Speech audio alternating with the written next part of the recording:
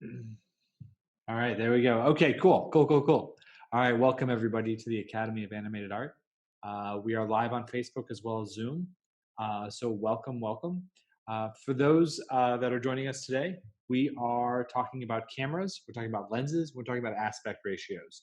So what I'm going to do is I'm going to take you guys through a little bit of a presentation that I put together, and then also answer any questions that you may have. So again, this is part of our COVID-19 support the community process, which is we're going to be every Monday, Wednesday, and Friday. I'm going live, hopefully at 9 p.m. Eastern Standard Time here in New York. And I will be doing every Monday. I'll be showing you guys some tips and techniques. Every Wednesday, I'm going to be doing an interview. This week, I'm interviewing Sarah Tarr, who is our modeler, who's created all of our, or most of our lighting challenges. And then on Friday, we're going to be doing some critiques of the work that you guys post this week. So let's get into some cameras, aspect ratios, and lenses. So let me go ahead and share my screen here real quick. And again, if you all have questions, definitely add them to either the chat window if you're in Zoom, or feel free to go ahead and add it to the comment section in Facebook. And hello to you too, Trent, in Facebook. It's good to see you. So I will probably circle back around at the end. There's a chance that I'll be distracted and be able to answer them live. But while I'm presenting, I don't normally have the ability or the dexterity to answer questions while I'm doing kind of multiple things at once. So let's go ahead and share this guy here. Okay. Make sure that you guys can see. Can someone just throw in a chat, something in the chat window to let me know that they can see my screen okay? I think you guys should be able to. Can you see the keynote presentation? All right. Cool, great, thank you, Kleber. I appreciate that. All right, here we go. So welcome to the Academy of Animated Art. In fact, let me go ahead and stop my screen because I will make strange faces while I do this because that's just how I present things. Okay, welcome to the Academy of Animated Art. So like I said, today we're going to be discussing cameras, lenses, and aspect ratios. For those that don't know, I used to be a photography major and I used to be a photographer, so I have some experience in this. I've never been a super technical person. I've always been an artist. So what I learned in photography is something that I carry with me into the animated world, and it's definitely something I want to pass along to you all. So when you're creating when you're setting up for your lighting challenges, when you're setting up for personal projects, when you're analyzing your work at any stage that you are in your career, having an understanding of cameras, an understanding of lenses, and an understanding of aspect ratios will aid you so much. Not only a technical understanding, like I said, but using that to really drive your image. So let's get into what I'm talking about here. So before we begin, I just want to talk about what is a camera or what is a camera obscura. It's basically this. It's a super simple thing. I know that whenever you're looking to buy a camera, or if like you get a new phone with a camera attachment, you'll read all about these megapixels and like all this depth and pixel depth and all this crazy stuff. But at its core, a camera is basically this.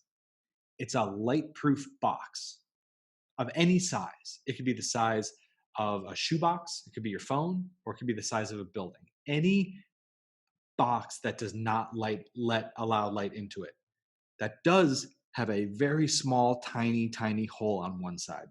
Because then what happens is what this diagram is showing is that tiny hole will actually act as a transmitter of light, basically. So the light that's happening outside of that light-proof room will pass through that hole, and that image will actually get inverted onto the opposite side of the wall. So the third step of any camera is something at the back to capture that image, be it film, some sort of digital sensor, or just a person back there just drawing what they see, or just somebody standing inside a giant room looking at it. So it's something to kind of capture that image, to be aware of it. Now, the idea of a camera or a camera obscura isn't anything new. And it doesn't go back to early daguerreotype type photos in the 19th century. It goes all the way back to 5th century BC, where the Chinese were known to use camera obscuras in their artwork and in their daily life. This persisted across the Middle East, Eastern, like in Asia and in Europe. And I know this bums some people out, but like this is a Da Vinci drawing that he had in his notebook of him using a camera obscura to create some of his art. Because of course he would. The guy was like designing helicopters. Of course he would use the modern day technology of the time to create his artwork. So that's basically all it is, right? It's a light tight box with a tiny hole and something at the back of it to capture the image. Now, we have a few elements about that allow us to create an image. There are things about those three things that change how the image looks. And that's what we're going to talk about today. So the first one is just the size of the tiny hole. How big is that hole? Like just a small variation in it will actually change the image pretty drastically. The second one is the distance between that hole and the back of the wall. And we'll get into that in a second, but that's called like the focal length. And the third is the shape of the film or the size of the film or digital sensor or whatever's back there capturing it, because that'll make a big difference in your final image as well. And so I know I'm talking about this like it's photography, but this is also film. This is also animation. This is also all this stuff that can be processed and translated into your own work. So let's talk about the hole, that little teeny tiny hole at the front. It can be a varying size. In photography and in film and in cameras, it's called f-stops. Now, I know this part's a little bit confusing. It always got me. So as the number of the f-stop goes up, the hole actually gets smaller. And that's because this is a fraction, right? So like f4 is actually 1/4. So that hole is 1/4 the size of its total versus 1/16 the size of its hole at the other end, which would be a much, much smaller hole. So as you can imagine, the larger the hole, the more light that comes in. So you can see here on the left-hand column, we've got the size of the aperture. We've got what it's called in f-stop fraction values. And then we've got the exposure. So larger the hole, the brighter, smaller the hole, the darker. Pretty clear, pretty common there. But that fourth column is where things start to get fun. The fourth column is the depth of field. So the larger the hole of the aperture, the more dynamic the depth of field is, the blurrier the foreground and background are going to be, the more shallow that depth of field is, right? So the smaller the hole, the crisper, the cleaner, the more beautiful that everything is. Now, the way that I like to think about it is that the smaller the hole, like a teeny tiny, like pin-sized hole, is going to pass along a very sharp image because there's not a lot of room, there's not a lot of wiggle room for where things could go wrong. It's just a teeny tiny little hole. But then if you think about the extreme opposite, where like a giant hole, then it's just light just screaming through there and everything just gets blurred and obscured to all heck. But if you make it just a little bit bigger, then it's just a little bit more blurry. So it's not making a drastic change. It's just like it's just like a little bit of a difference. So the larger the hole, the more variation there is, and the more blurry there is. That's the way I like to think about it. Here's another diagram that kind of exemplifies it from our book. So larger the aperture, the shallower the depth of field is. So if you look at that top one, we've got a pretty large one, f2.8. All we're seeing is the character in the middle in focus. The foreground's out of focus. The background's out of focus. We make that hole a little bit smaller. For when two characters become in focus, that house in the background's out of focus. Make that even smaller, all of a sudden, everything's in focus. Now, this matters when we talk about directing the viewer's eye. So by making that aperture bigger, we can decrease the depth of field and really get us focusing on one character. So we can see that play out as we talk more and more about this. But again, think about using that hole, that opening, to really create some depth of field, as well as you start to think about too, if you're shooting for something that's in a very dark space, like an interior, you think to yourself, you'll probably need to make that hole bigger, which would make a less depth of field. So that's something you can think about in your own work as well.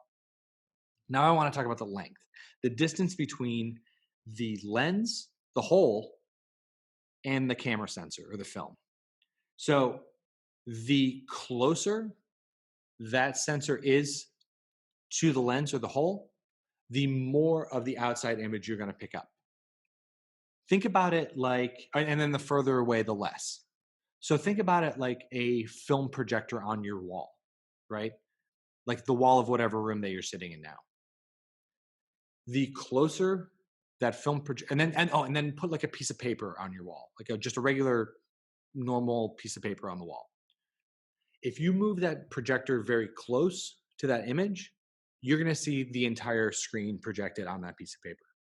The further back that you pull it, the less and less and less of that projection is going to be seen on that piece of paper. That's what like a telephoto lens is doing. It's projecting something very big, but the film is back there and just capturing just a little small part of it. And that's when we talk about focal length. So like a 20 millimeter lens versus a 300 millimeter lens, 20 millimeter is going to see a lot more because that area is much less. It's physically measuring the distance between the film and the hole. And versus like 300, which is like a telephoto lens, which really shoots things back. So again, think about these angles of view as the millimeters get smaller, as the distance between the hole and the film gets closer, the angle gets bigger. So when would you want to use a wide angle lens versus like a very shallow, very like a telephoto lens? Usually when you want to make spaces feel bigger, feel vast, feel huge, cities, like we're doing the sci-fi city as our lighting challenge right now. If you want to make that feel big and vast, you want to use a wide angle lens versus, or you could use it for like an interior, you're listing your apartment and you want to be able to rent it out to somebody. You want to make the room feel big. So you use a wide angle lens to kind of widen it out. You can use that in your own work too. If you want to make something feel larger than life, you want to give something some space, some breathing room, you want to open up the lens a little bit. Versus if you really want to get up close and get personal and get intimate with something, say something's dangerous like a bear, you want to stay back a little bit. And these lenses, again, are huge. Like this is a 600 millimeter lens, I think. So the distance from the lens, from the hole, which is at the front of this thing, to the film needs to be big in order to do that. Now, it gets interesting when we start talking about portrait photography and lens length. So if you look, this is the same person, same amount of the frame that they're taking up. It's just 3 different focal lengths on the lens. So for a more telephoto lens, you can see it here with this bear. All the features, everything gets kind of squished into place versus a wide angle lens where things start to get stretched out, where space gets wider, things get further, things get exaggerated. So you can see in the 20 millimeter lens on the left, you can see his hair is a little bit more exaggerated. You can feel his chin separation from his shoulders. His nose gets a little bit elongated. Everything kind of stretches out. Then you go to 35 and then you go back to 85. 85 millimeter, 80 or 85 millimeter lens is what you generally would use for portrait photography for a couple reasons. As you can see here, it flattens the features down a little bit, makes them a little more pleasant. And also it allows you, the photographer, to get a little bit further away from your subject matter so that they don't feel like you're right up in their face. You can see it here too. This is a really good example. So 24 millimeters, which is pretty wide angle. And just so you know, like the 50 millimeter is about what our eye sees. So anything lower than that number is going to be wide angle. Anything above that is going to be more zoomed in than what our eye sees. And you can see the 24 millimeter makes it makes his features get exaggerated. His mouth, his nose, his eyes, his ears, everything becomes very, very different. He almost looks like a completely different dude than the 80 millimeter one. Now you can see even here, you can just feel like the distance behind this man is much further away in the wide angle than in the telephoto. And you can see it here too. Look as we're stepping back. So we've got in the bottom right, the 14 millimeter. That room feels very big, feels very vast. A lot of space between this character and the background wall. Now look at the 135 millimeter. That dartboard it feels like it's right behind him. You're compressing space with your telephoto lens. Same thing with these characters, right? You've got a 10 millimeter lens, stretches the space. 200 millimeter lens, boom, pushes it all together, squeezes it, condenses it. Like look at Superman in the 10 millimeter. His chest is huge, his head is little, he's got exaggerated features. 200, he's not like less, he's still exaggerated as Superman for crying out loud, but everything is kind of squished together. Now I want to talk about the shape on the back because this is something that kind of gets overlooked often.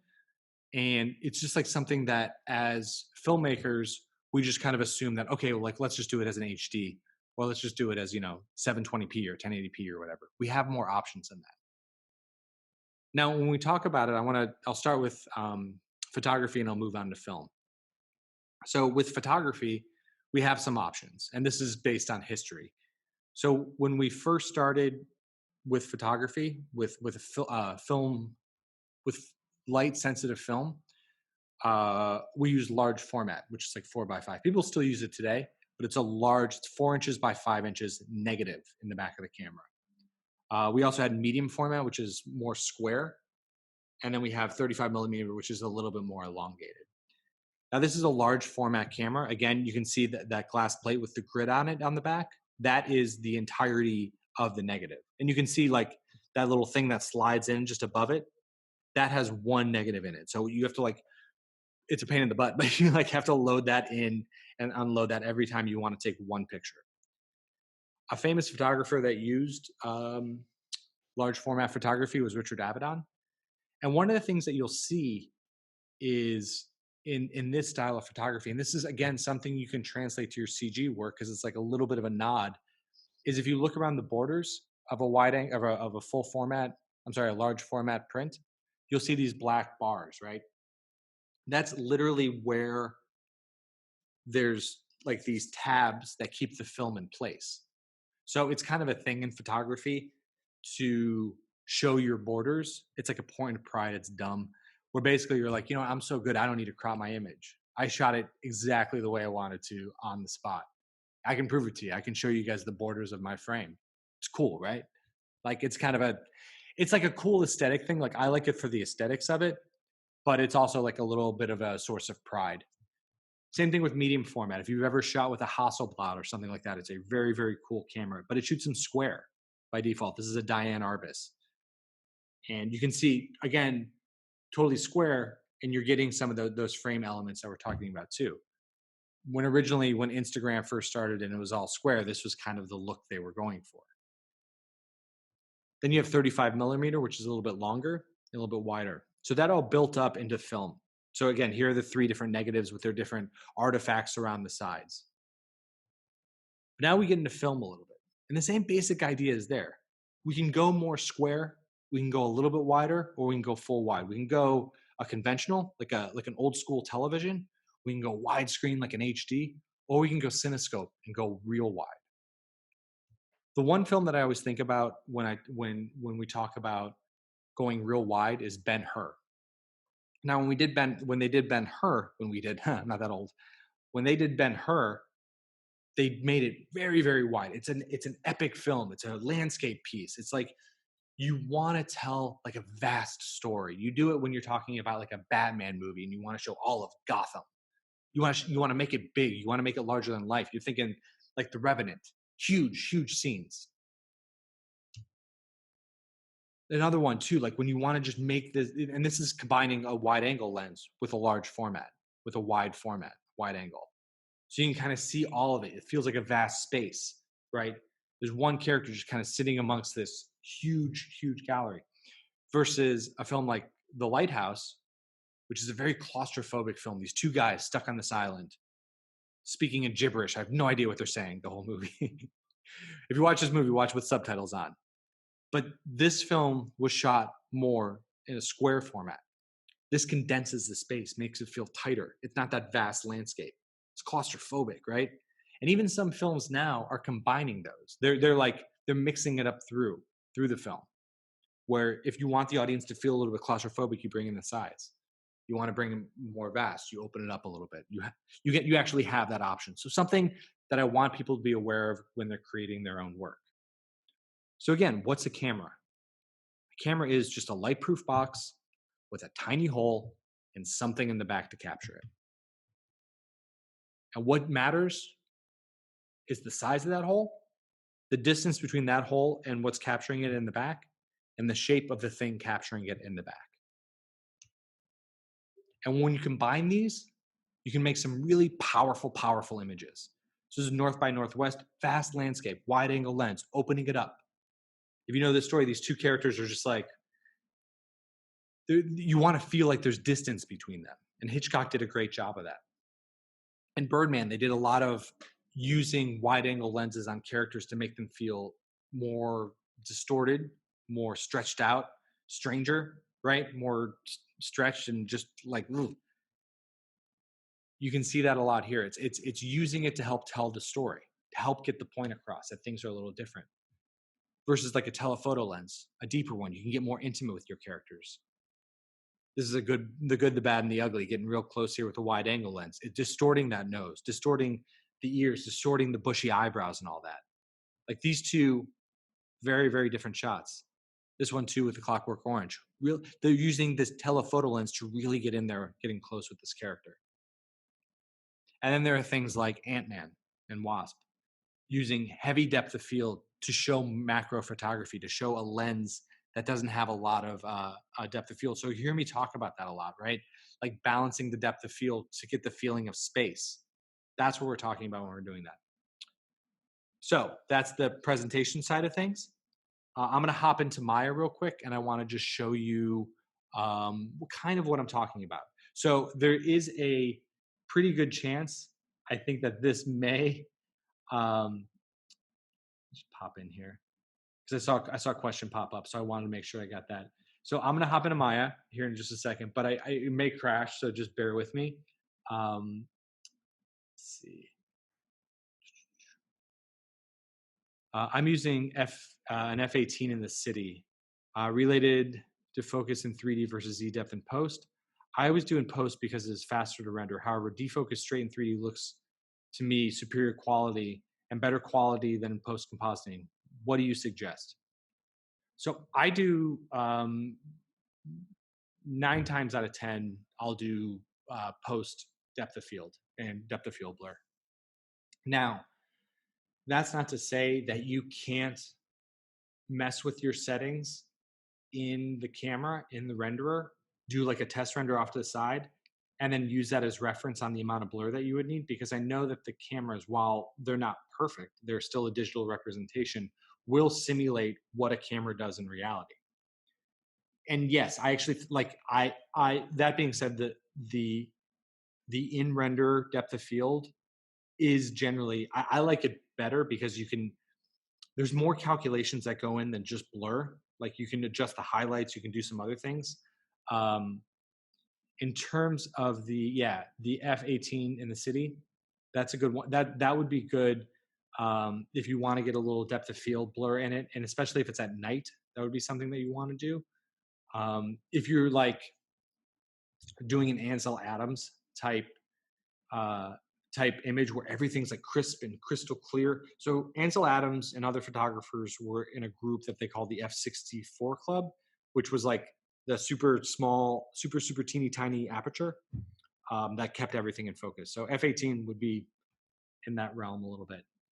I'm gonna hop over to Facebook real quick just to check to see if there are any questions there before moving into the Maya session.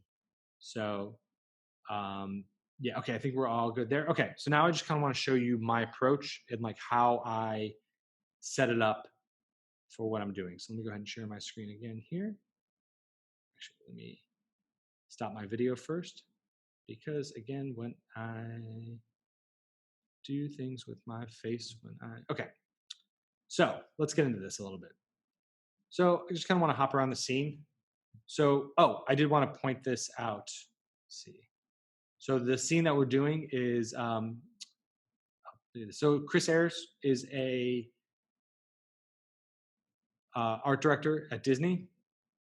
And Chris, one of our students actually found this image of this bat that we absolutely loved, and he sent it over to us, and he was like, hey, wouldn't it be cool if you guys did a character like this? And so I reached out to Chris, who's a lovely man, and I said, hey, would you mind if at the Academy of Animated Art, if we created this model And he said, yeah, sure. So he was totally on board with it, so nice about it. And so we gave it to Sarah, and she started to put him together here. And so we're working on that now. So this will be a future lighting challenge that we're super excited about. So just kind of wanted to show you the scene. No big deal. I just literally got this, like, I just opened this, earlier today. So I just threw in a couple lights just to kind of get a rough idea of what's going on. And again, some default settings here. We've got, just doing the full body. We've got this aspect ratio. It's a H, like normal standard HD, not going to excite anybody, not going to get anything too crazy. I'm not going to feel anything super excited about this. And then also just a 50 millimeter lens. So the other thing I wanted to point out to you all is if you're working in Maya, in order to, if you want to see if you want to see what the film resolution is, just go into panels. Let's see. I always mix this up. Oh, I'm sorry, not panels. View, camera settings, and then just say resolution gate, and it'll gray out anything that's outside of what you're going to be rendering. You can see, like, because otherwise it'll just be whatever the size of the screen is, and that's not really that informative to me. So I want to always make sure that I'm seeing this. Okay, so now we've got a basic, HD looking thing. That's cool, I guess. Sure. But let's say that I definitely know that I want this to feel like an old painting, right? And very rarely were paintings done in, I mean, like literally when you're printing stuff out, this is called landscape mode versus portrait mode, which is vertical. Let's say we want to mix up the aspect ratio a little bit. So instead of it being, let's go ahead and flip these. Let's just see what that looks like. Or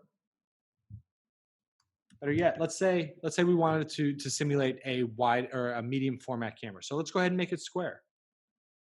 And now we want to really kind of get a better understanding and really feel like it's a medium format photography and not necessarily for film. So what do we know about the lens at this point? If I want this character to feel like let's take a look at the render right now. If I'm just looking at this, it's like, okay, cool. It's pretty straightforward. That looks like him. That's his whole body. Great. But let's say I wanted to make him look regal. I wanted to make him look really, really rad, I guess. So what I do is I want to open up this camera. I've got this focal length of 50. Let's go ahead and punch that in a little bit. Let's go ahead and get up in his face. And now you can see this is much more of like a flattering portrait of him. Go back a little bit. And you can see this is going to go ahead and flatten out some of his features, makes him look regal, makes him look like some sort of duke, something very happy. Versus, now let's say this is a bat wearing a cape and a hat. This is weird, man. This is a weird dude. Let's say I wanted to really lean into that weirdness. I want to make this wide angle and I want to get up in there.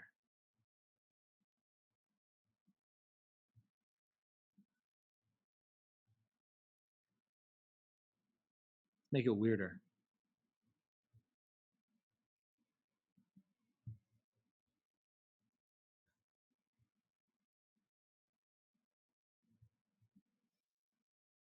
Now you can see his features. Like, look how skinny his hat looks versus how giant his nose looks. Let's give me a closer in there.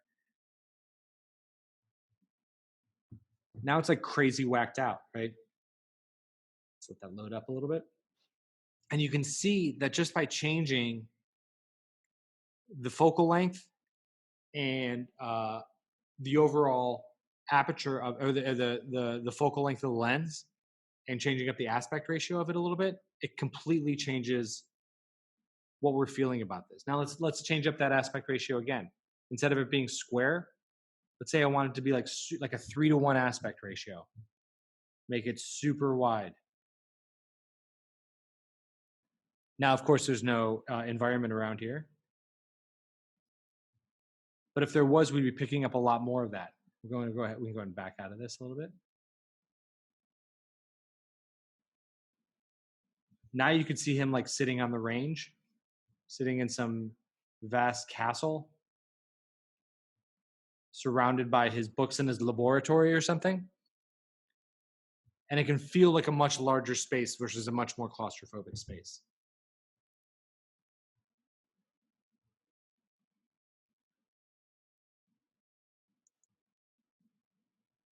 So yeah, so that's basically what I wanted to get out of today. I just wanted to show you guys kind of my thought process and my approach to when I am lighting something, when I'm starting to light something, because I know that's not lighting specific, but it's just like the three things that I always try and think about when I'm setting up my camera. I want to think about the size of the hole. Like, is it big? Is it small? Is there going to be a lot of depth of field? Is it going to be pretty shallow? Is it a wide angle? Is it telephoto? And what is the aspect ratio of the final image? Those are all going to be strong story points for me. And so when you're setting up your city, as Clever was, you're going to want to think about that, because you're going to want to think how you're going to tell your story. And that's basically it. So if anyone has any questions, like I said, I'll be happy to answer those. Just a reminder, because I mentioned the class before. Oh, thanks. Yeah, we're super excited about that character. Sorry, Trent on Facebook says super cool character. Yeah, we are super excited about it. We can't wait for you guys to get your hands on it. So it'll probably be like either June or July. I haven't figured that out yet when that one will be released. We've got another set. We've got a few in the backlog that we can release. And besides this one, I want to test a little bit more and refine the shaders and do a little bit of work with before we release that one. So but yeah, again, just some general stuff I really wanted to share with you guys, because I know that this is a point in the sci-fi scene that a lot of you are going to be thinking about this and addressing that.